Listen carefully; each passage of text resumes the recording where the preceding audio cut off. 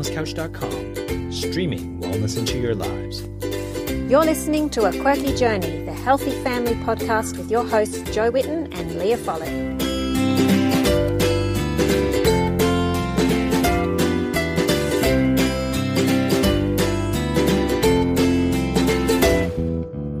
Welcome to A Quirky Journey. Join us as we share our family's journeys to good health. You'll find plenty of inspiration, tips and recipe ideas, as well as stories from everyday people who've struggled and overcome health problems and diet challenges in their own families.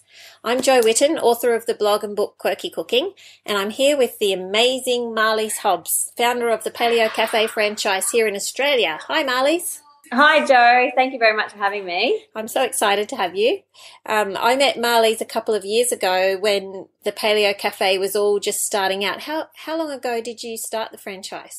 So we basically opened the very first cafe in Cairns at the start of October in 2012, and very soon after established the business as a franchise and had the first franchise cafe open 12 months later, and then went from 1 to 12 in under 12 months. So crazy. Yeah, it was definitely a crazy journey. Was it? So it must have been 2013 when I met you at the Bloom Expo. Yeah, that was actually not long after, only a few weeks after we opened the Cairns Cafe, actually. Okay, so I thought it was pretty early days. Yeah. And I remember you saying that you were trying to keep it small, but it just wouldn't stay small. Yeah, it was, there was so much interest around it, even from before we opened the doors. You know, we had over 1,000 likes on Facebook, and so many people just so curious about what we were doing and what we'd be serving. And, you know, that showed in the first day that we opened the cafe, and for the first, few weeks there were lines out the door, people just so intrigued about this new philosophy for eating and living, I suppose. So, and also a lot of people like me who were so excited to be able to go into a cafe or restaurant. It's like restaurant food, really, to be able to go in there and just eat anything. It's just like, oh my goodness, I'm in heaven. Absolutely. And I think there's a growing number of us that are now attributing and appreciating that it's the food that we're eating that can be having a real negative effect on our health. And once we sort of accept that and not see it as a sacrifice and more see it as nurturing your body and getting the most out of life and the best out of life, and that the food is still absolutely delicious and amazing, and there's so many wonderful treats and whatnot that you can enjoy without guilt, then, that whole movement of people is definitely growing. The first few, they continue to come, but, we have had people crying on my shoulder because for the first time they've been able to bring their children out for some ice cream, or they've eaten out for the first time in, over 10 years since being diagnosed with celiac disease, because until then they just didn't want to suffer. Yeah, exactly. So, it's all extremes. It's, people that have, lost an amazing amount of weight just by getting educated through the cafes about a new way of eating and really getting results and sustainable results, not going on some crazy quick roller coaster ride diet. Yeah, exactly. So it really resonates with so many different people for so many different reasons, and it's just ultimately a common sense approach to eating and living the way Mother Nature intended, and getting in tune with yourself. And it's real food. It's not like you go into so many cafes and you're just like, well, what is that? What's that made out of? And it's pretty scary sometimes. And even ones that are homemade foods have such high amounts of sugar and things like that. It's like, goodness me, I can't eat that. I'll be sick.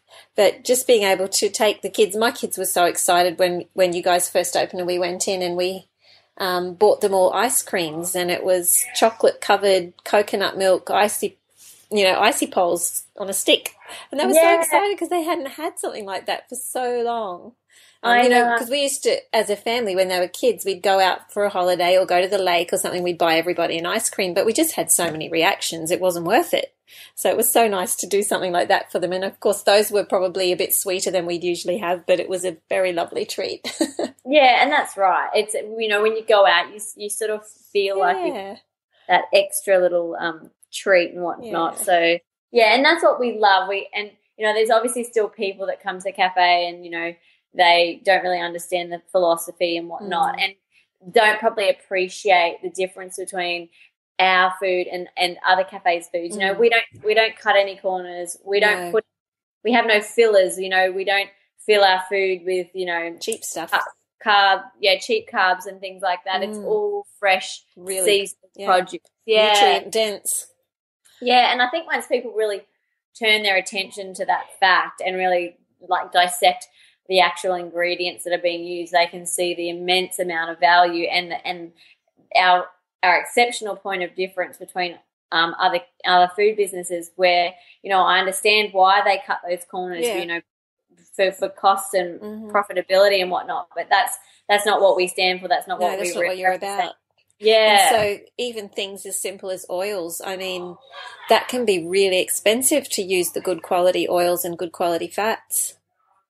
So. Oh, absolutely. Yeah, no, that's right. And so certainly, you know, our kitchens are 100%, you know, basically we use coconut oil and ghee, olive oil, but we don't raise it to high heats, you know. And so there's a real strong focus on those sort of quality oils. And obviously the kitchen is completely dairy, grain, gluten, sugar and preservative free. So people with sensitivities can really be 100% certain that they're not going to walk away with, you know, adverse effects from the food that we're serving. There's no chance of cross-contamination or anything like that. That's good.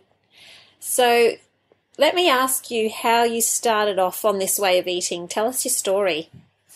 Yeah, so basically it was quite unexpected. So I was a planning environment lawyer and Jai had his own finance business and we were excited to our first son Troy was born, and sadly not too soon after his birth, you know, we could really notice that he was really struggling with some pain from acid reflux, and it took a number of months and many pediatrician appointments to put that down to a dairy intolerance. It was even the dairy intolerance. The dairy that I was consuming was going through my breast milk and affecting him. And so once he was diagnosed and was dairy free, he basically went from screaming in agony, you know, pretty much day and night, and vomiting up pretty much every feed that he was having. You know, wasn't thriving. He was, you know, some days he was just too exhausted to even cry. He was limp, starving. It was just, you know, that must have been so stressful. Oh, I honestly, some days I would just look at him and I was like, I feared for his life, you know.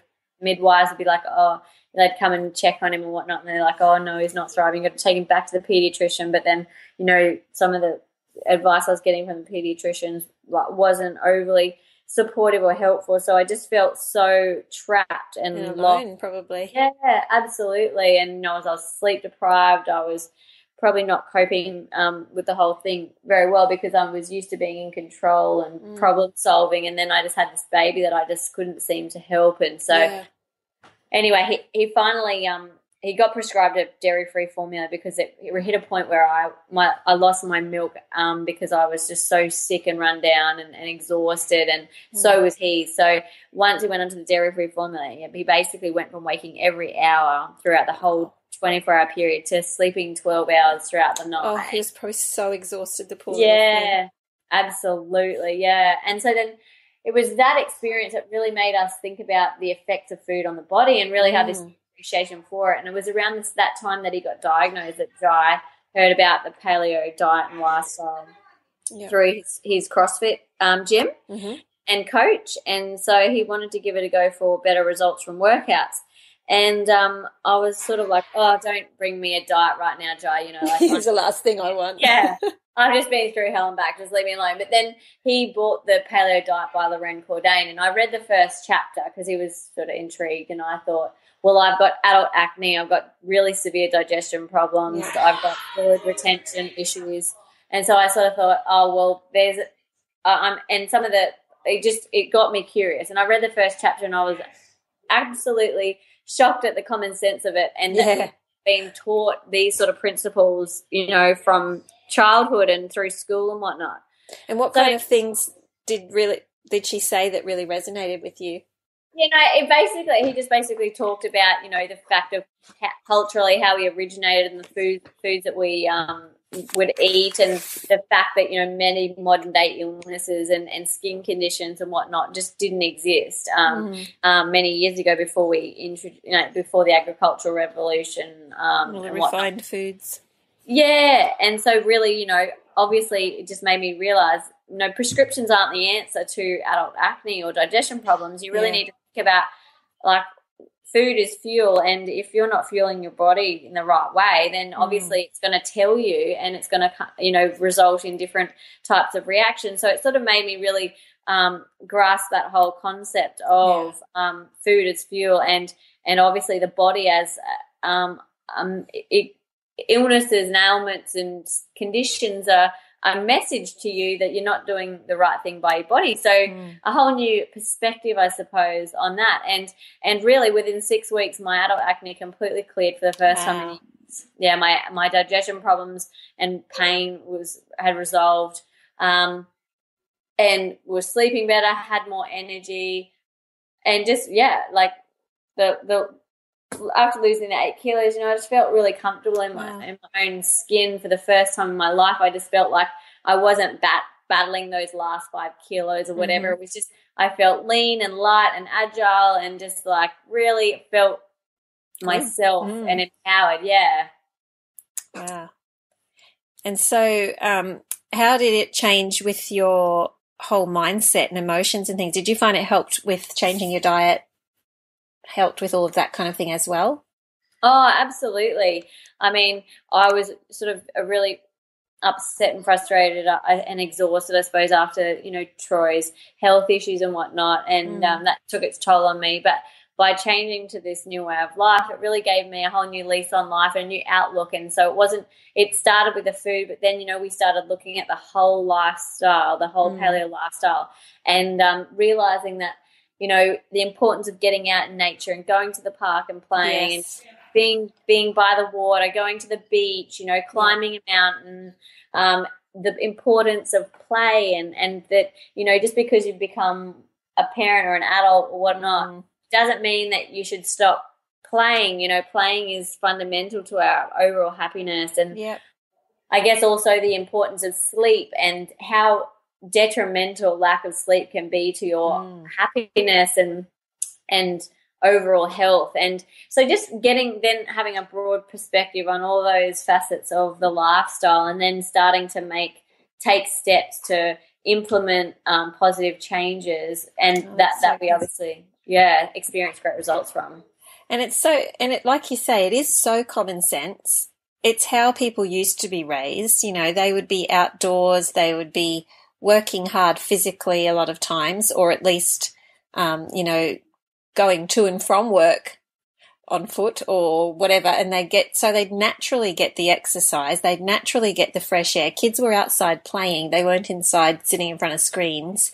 You know, families did game nights together and with their friends and stuff, and that was their entertainment. There was a lot of play, there was a lot of outdoors, and we've just gotten away from that so much as a society. I think it can be very depressing to be stuck in a house all day, and for a lot of people quite on your own.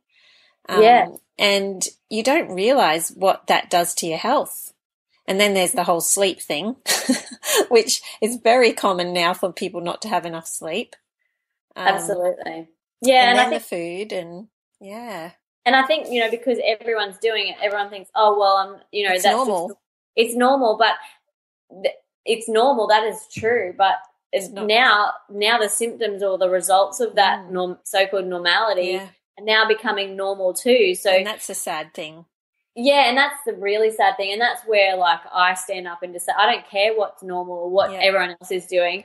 I refuse to live a life that might be called normal, but involves being overweight, unhappy, unhealthy, and raising children to accept that as being normal too. Because and that's what I sort of say in our story on our website, you know, the online video is, you know, as parents, we need to lead by example. And I mean, what's the point of, you know, introducing children into this world if we're not going to take responsibility and show them an opportunity to have a healthy and happy future? And I feel deeply obligated and responsible to my children to improve the current state of affairs so that certainly things are better for them and their next generation, because the way things are going at the moment, it certainly doesn't, like, I'm sort of, the future doesn't look so bright for them. For a lot of people, for our society. No, that's so good. I really appreciate that, because I think we have to start a new normal in our families, don't we? And absolutely. Other people will be looking on going, wow, you guys are odd, but let's just hope it gains momentum. Yeah, and that's right. And there's a lot of judgment out there. And, there is. You know, with, you know, people have misconceptions about things as well. You know, they think that they're missing out, or they think it's expensive, or they, you know, all these things. And to be honest, when you take away external judgment and external influences, it's actually really, really easy to achieve. When you let go of what you believe is normal, or what the peer pressures, you know, and I'm sure your family would be exactly the same as my family in that sense. But I totally understand where people start and how they can be really affected by those external influences, because when you're the only one in your tribe that's doing it. Like when I have family people, and friends. Yeah, absolutely, because when I have family and friends over for dinner and stuff like that, it can really stress me out, because you don't want to inflict or force your ways, your ideas, on other people. But in the same sense, you know, so you want to be able to cater for them, and if you're having them over for a meal or whatever, you want to serve them something that they're going to enjoy. And a lot of times, like, if they have these misconceptions about the food and whatnot, and they know that you eat that way, they sort of come in quite judgmental, and you're really sensitive to that. But and they may not mean to be judgmental, but it's just so different to them. Yeah, exactly. But then if you don't even mention it, and they have no, like, if we have people over that don't know the way that how you cook, then they eat the food and they wouldn't really know otherwise, and they really enjoy it. I think that's what I've found, and I've had my friends' kids come over. I mean, my kids' friends come over, and, you know, their families eat totally differently to us, and they'll just be like, "Oh, this food is so delicious. I wish we ate like your family." And it's like, did you know that there's, like, no normal sugar in that, and there's no flour, and and they're like, wow, really? They don't realise. Exactly. It's just when you label it something, that's the labels that they're scared of. Yeah, exactly right. And of course, paleo is one of the scariest ones these days. People think that paleo, that's dangerous, which is the most ridiculous thing. I know, very frustrating. I know that and a lot of times people just say, well, let's just not have the labels, but I totally understand why you need to have some kind of label on your cafe, because otherwise people won't know what to expect and where to go for that kind of food. So exactly, it's catch-22. You know, when we named the cafe, like, it really was a very quick decision, and we moved on to all the other decisions very soon after that, and it just seemed to make sense. It was like paleo at the time. Paleo wasn't very well known, but it just seemed to be the obvious you know, name for it. It's the name for a logical philosophy. You know, it refers back to the Paleolithic era, which was before agriculture, and it's basically eating real food from nature, and so that just seemed to be a sensible name for it. You know, we weren't to know at that point in time how much I guess flack it would get. As a result of its popularity, of people getting great results from eating that way, and it's fine for the people that have already gone through the transformation and had great results, but it, you know, the negative attention, I suppose, just gives people that haven't given it a go, that may have thought about it but wanted every excuse not to give it a go, just gives them that excuse, you know, gives them that thing of, it could be bad for me, or, you know, it could be dangerous or whatever, so I'm just going to keep doing what I'm doing. But and that's, you know, it's sad, and it's disappointing that the media take that approach, because at the end of the day, we really shouldn't, whether it's me educating about paleo or the media educating against paleo, it's really should be delivered in a way that's not sort of biased. It's exactly. It's ultimately up to you to make the choice that's right for you. You're not saying everyone has to eat this way. You're saying this is what we've done and it's worked amazingly in our family and we want to share it. And we've seen so many people that it's worked for. That's right. And with the food at the cafe, you don't have to be paleo to come and eat at paleo. No, exactly. It might be just a now and then thing for you because you want to have a good, delicious meal. Exactly. And it's just great ingredients, seasonal, fresh, whole ingredients, cooked, and comparable prices to any other cafe. So you're getting a premium product for a competitive price, and it tastes delicious and it's great for your health. But that's not to say that you have to be some health nut, or someone with some certain goals or whatnot that that brings you there. So it's really just letting down those barriers and removing the judgment, because it certainly doesn't. We're certainly not here to judge anyone. And I know you're not like that at all. You're quite happy for people to eat whatever they want to, but you just want to show them how delicious real food can be. Yeah, exactly. So with these recipes, because we've got lots of favourites. We go to the Paleo Cafe every single time we go to Cairns. So oh, very nice. It's just we just know that we can eat there and it'll be fine. And the kids are like, are we going to the Paleo Cafe? So I'll be in trouble if I didn't. That's gorgeous. But so these recipes, when you first started, how did you come up with the recipes, or did you hire chefs to come up with the recipes? I'm just curious as a recipe developer. Yeah, no, for sure.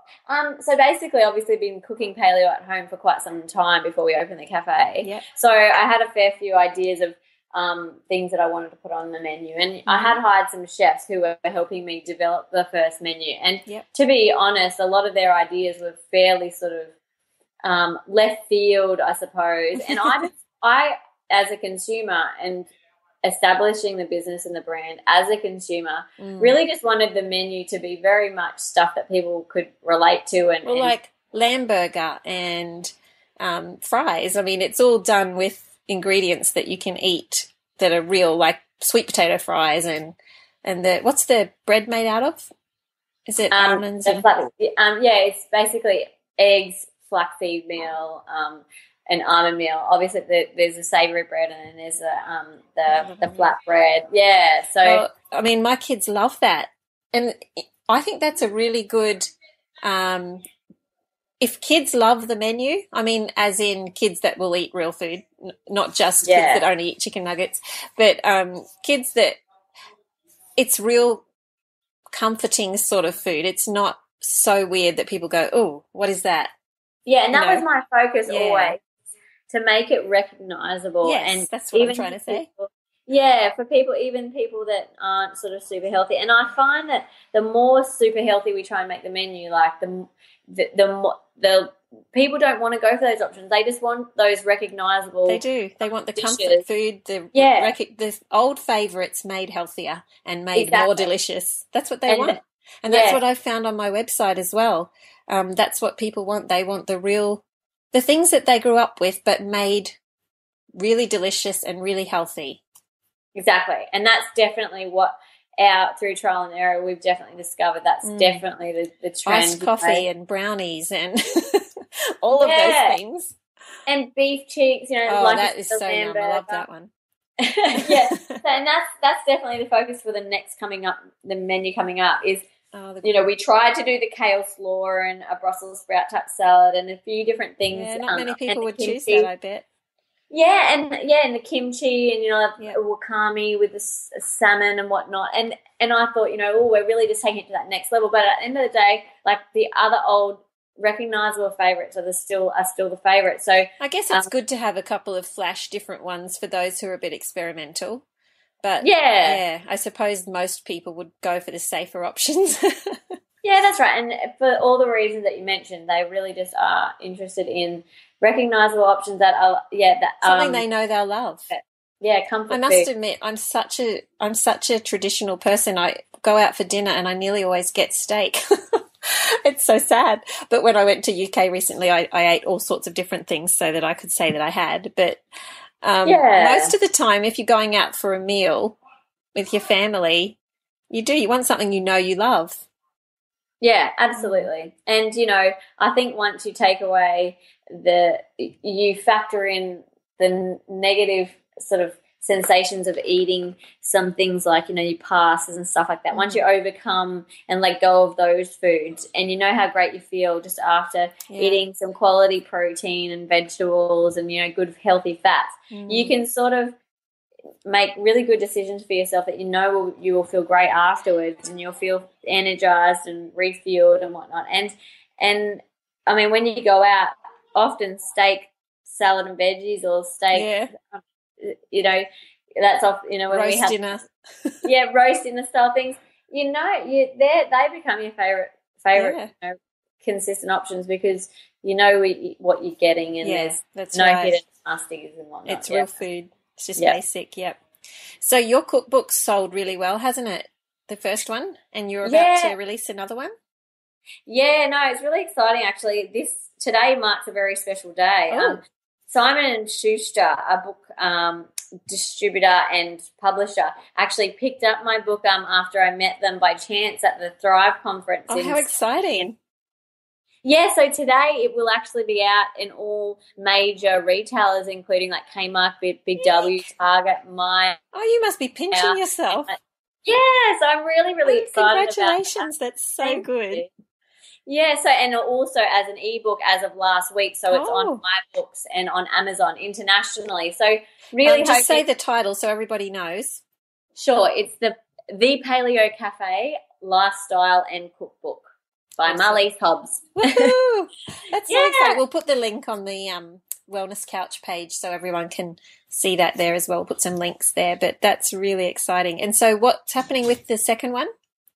So that's in drafting stages at the moment. We've got all our recipe content together. We're just going through and editing all that, and I'm just arranging the professional food photography for the remaining dishes that we need photos for. Yeah, so it's it's sort of been pushed back a couple of months just because we've got our new online store launching in a few weeks' time, and the new online directory as well, which will be launching hopefully as soon as this Friday, if not next week, which is that a great central trusted resource free to customers to access to find all different, I guess, products, services, suppliers, education and resources that sort of align with the paleo primal philosophies. Yeah. So but it's definitely a work in progress, and we've got even like the first book has 130 plus recipes, people that people really love. They're nice and easy to follow. They don't have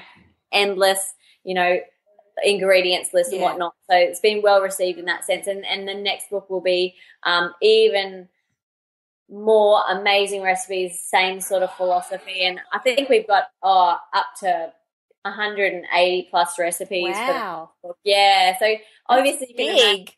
Most cookbooks are about 80. Yeah, I know. It's going to be a tough task, potentially having to sort of confine the number to fit them all into the book. But, you can imagine fun. Every week the different cafes have wonderful specials and whatnot. They're always creating. So the chefs come up with their own as well as the fixed menu?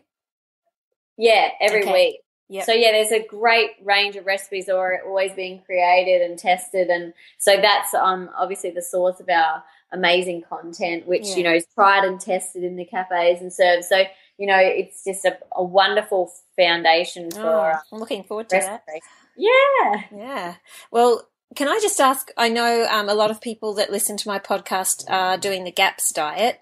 And so I just wanted to mention, depending on what stage of GAPS you're at, you can all find something to eat at the Paleo Cafe. I know when I first started GAPS, there was a lot less choices because I couldn't have chili and I couldn't have nuts and I couldn't have coconut flour and stuff like that. But you can always have eggs, and there was always, and now you've got bone broth for sale in the Paleo Cafes. Is that right? Yeah, that's right. So awesome.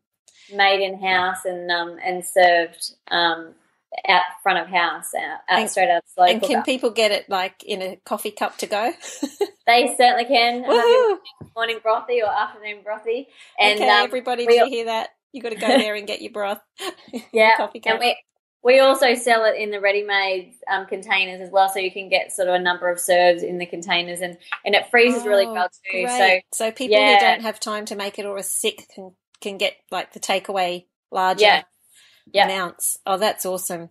And there is takeaway meals as well, I know, because the Paleo Cafe in Cairns is on my way to the airport. So when I'm dashing to the airport for a big trip, I'll often stop and get a takeaway meal to take on the plane, because the stuff on the plane I can't eat. So it's really great. So you're doing a really good service. I'm so happy that you're expanding around Australia. Have you got one in Perth yet? No, not in Perth yet. We've had lots of people interested, but it just hasn't quite happened. But we're very excited that we've got a party interested negotiating master franchise rights at the moment for New Zealand. Oh, so hopefully by the end of the year there'll be a chain of paleo cafes sort of launching there in New Zealand, which is really, really exciting. That is so exciting. What a pity they're not there already. I'm going to be there in August. Oh, that is a shame. Sorry about that. That's okay. I'll let you off this time. Well, your life has certainly changed a lot from 5 years ago? Oh, yes, absolutely. How long has it been?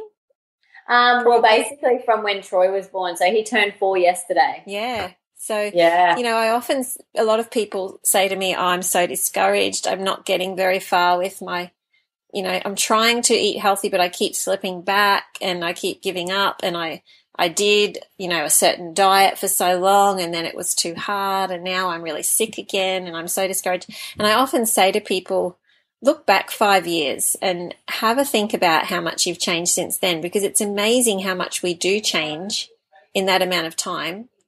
And, it's so encouraging to see the difference. Like if you looked at yourself then and now, what's the biggest changes you would say that you can see?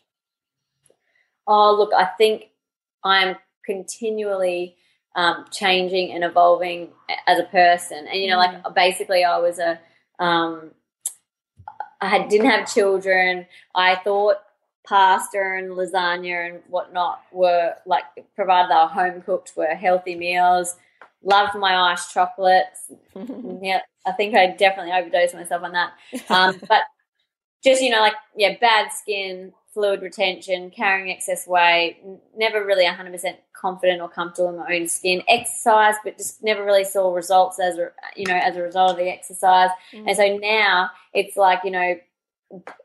even when I don't get time to exercise a lot, the only difference in my body composition or physique is that, obviously I lose strength and muscle tone, but weight, I never have to sort of really think about weight as such. That's what I find, Yeah, and so obviously, that 70%, abs are made 70% in the kitchen and 30% through exercise. I mean, that's absolutely true. Yeah. Fundamentally, just the way that I now understand how the human body works and what it responds to and how important food is, but then also going beyond food, how important mindfulness and meditation is, exercise and strength training, and also stretches and movement in the sense of yoga, Pilates and whatnot. You don't miss your life in the fast lane as a lawyer? Life is probably more so. It's probably more in the fast lane now. Now, yeah. That's funny. It's just different. It's a different fast lane. It's a fast lane that you love. Exactly. And obviously now sounds like me. Yeah, exactly right. And you've got the the added craziness of raising a family and all those things. But I've just got a new awareness. We just built a house, and I really had a new consciousness, about what feeds your soul and makes you feel calm. So I've got an internal garden. I've got lovely. Yeah, I've got Buddha water features, and I actually built the house right across the road from my mum and dad. Now that's important. Exactly, you know all about that. I know all about that. That sense of community, Yeah, you need that. Yeah, being near the beach or places that I guess nurture your soul and make you really become in tune with yourself. So the person that I was 5 years wouldn't even recognize to the person that I am today. And, you know, definitely there's challenges and that I'm constantly assessing very mindfully and overcoming and making action plans to take things to the next level and to keep doing, like, acting on our vision, which is to ultimately educate and inspire people about the paleo lifestyle and the benefits of it, and to make it as convenient and accessible to people as possible, so they can then embark on their own journey and see what works best for them, so that they can ultimately live their best life and also influence and lead by example for future generations. Oh, that's really good. I'm so glad that you could come and tell us all about that. Thank you so much. We should finish off there. We've gone a bit over half an hour, so I'll finish up. But if anyone would like to know more about the Paleo Cafe, you can find out more on their website, which is, what is it, Marlies? www.paleo-cafe.com.au. Okay. And you've got a Facebook page. Actually, you've got lots of Facebook pages for all the different franchises, haven't you? Yeah, we do, but head office, and so where I contribute, is the Paleo Cafe HQ Facebook page, and that can be found just at Paleo Cafe Australia. Okay, that's great. And you'll find you guys share recipes and all sorts of things on there. There's also through our blog as well. There's a lot of recipes on the blog, so get on there and have a look. And we also have a great newsletter that you can sign up to on the homepage of the website, which basically gives you a weekly wrap-up of the blog and the recipes. So it's just a nice, short, interactive email, and you can click off onto the recipes straight from that newsletter. So definitely encourage people to join up to that newsletter so that they don't miss out on the latest news and recipes. And it's we've got a database of 15,000 people and growing by up to 200 every month. So people are clearly loving the content. It's very valuable. Oh, that's good. Thank you so much for sharing that. No worries. Thanks for having me. Oh, thank you for coming. Thank you, everybody, for listening, and we hope you enjoyed it and that you are going to dash out and find the Paleo Cafe closest to you and go have a yummy lunch or dinner. Yes. I wish I could dash down, but it's an hour and a half from me, so I won't today.